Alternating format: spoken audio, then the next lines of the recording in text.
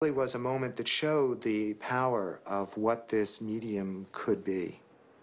This nation cannot abide the communization of Central America.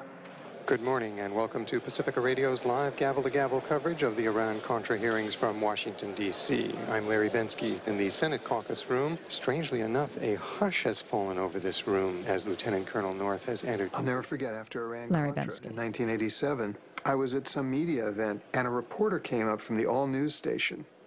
And he came up to me and he said, "You're Larry Bensky." He said, "I want to tell you, I listened to so much of that Iran-Contra. That's the best live broadcasting I ever heard." Here's the opening gavel, and I don't take it so much as personal praise, but how wonderful it is, despite all the poverty we have and all the internal aggravation of Pacifica, that we have this freedom to cover stories and expose the illegitimate uses of power. In 1991, KPFA and the Pacifica Foundation constructed a state-of-the-art broadcast facility.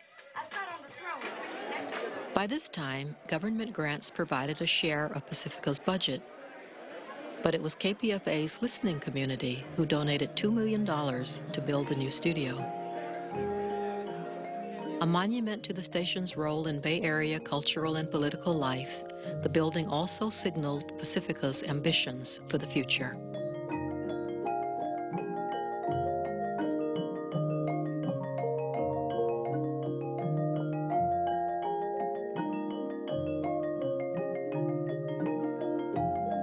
Tonight, KPFA celebrates the opening of a new home in a beautiful building with a major new composition by one of the most honored and revered composers in the United States, Lou Harrison, called Homage to Pacifica.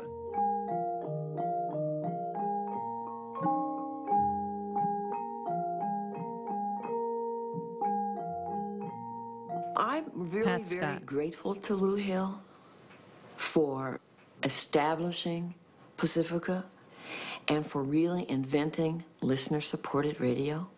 But I think that Pacifica has changed from Lou Hill's time, that we have a different population that we're broadcasting to, a much larger population. We listen to KPFA. Why don't you listen to us? We listen to KPFA. Why don't you listen to us? In the summer of 1995, and after 32 years on the air, Bill Mandel's show was canceled, along with a number of other longtime programs. Since KPFA is listener-supported, I'd like to know why the listeners weren't consulted before these drastic program changes were implemented.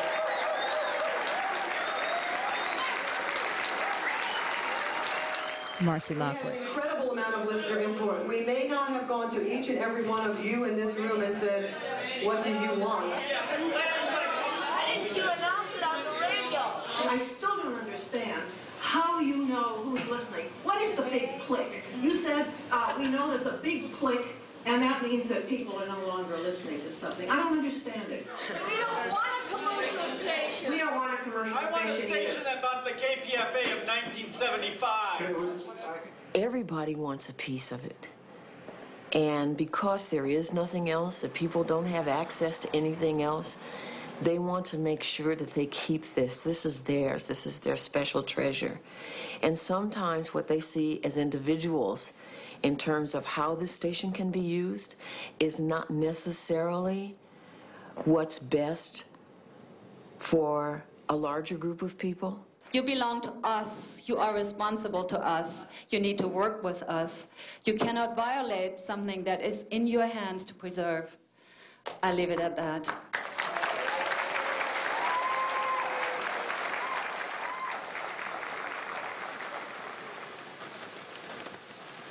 In 1999, KPFA's 50th year on the air, new officers heading the Pacifica Foundation began to make decisions that staff and listeners considered arbitrary.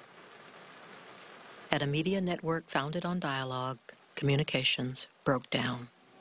In a move that sent shockwaves through KPFA, the executive director of Pacifica today fired general manager Nicole Sawaya. Sawaya says she was shocked and dismayed. Last Friday, veteran Pacifica broadcaster and Polk Award winner Larry Bensky was fired by executive director Chadwick for discussing Sawaya's dismissal on the air in violation of Pacifica's so-called gag rule.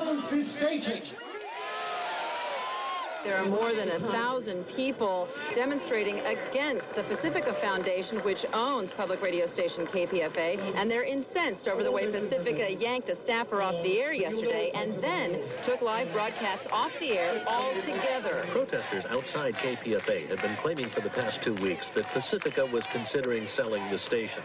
The foundation steadfastly denied it. Today, another voice was heard.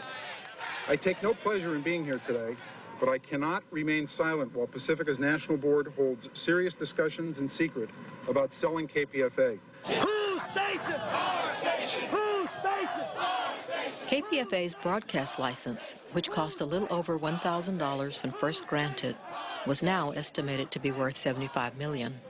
When news spread of the station's possible sale, more than 10,000 listeners took to the streets in support of KPFA. This is something that is precious. This is something that is ours. This is something that we paid for. This is something that we believe in. And this is something that we intend to keep.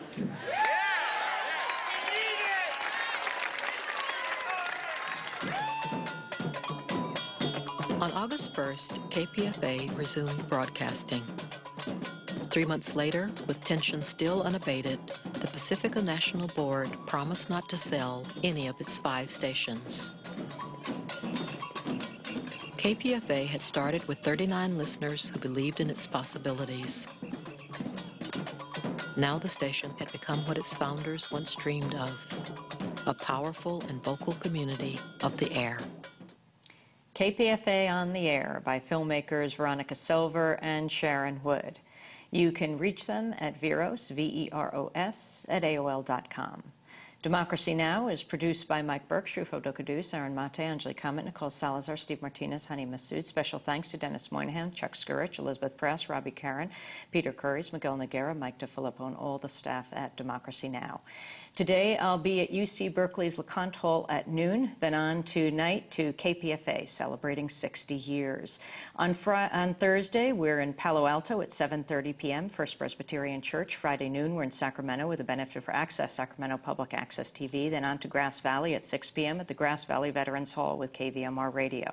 On Saturday, we're in Taos, New Mexico at 3 p.m. at the Kachina Lodge with KRZA, and at 7 p.m. at St. Francis Auditorium in Santa Fe with KSFR. We continue our community media tour Sunday. I'll be at the Border Book Festival in Mesilla, New Mexico at 11:30, and in Silver City, New Mexico at 3 p.m. with a benefit for Gila Mimbres Community Radio, at 7 p.m. with KUNM at UNM's Woodward Hall in Albuquerque.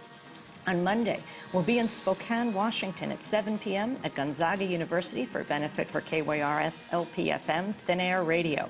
Then on to Sandpoint, Idaho, Missoula, Helena, Bozeman, Montana, Boise, Idaho, Los Angeles, Phoenix, Tucson, Lawton, Oklahoma, College Station, Texas, Austin, St. Louis, Madison, and Denver. You can check our tour at democracynow.org. We're also tweeting. You can go to our website and find out. I'm Amy Goodman. Happy birthday, Pacifica. Thanks for joining us.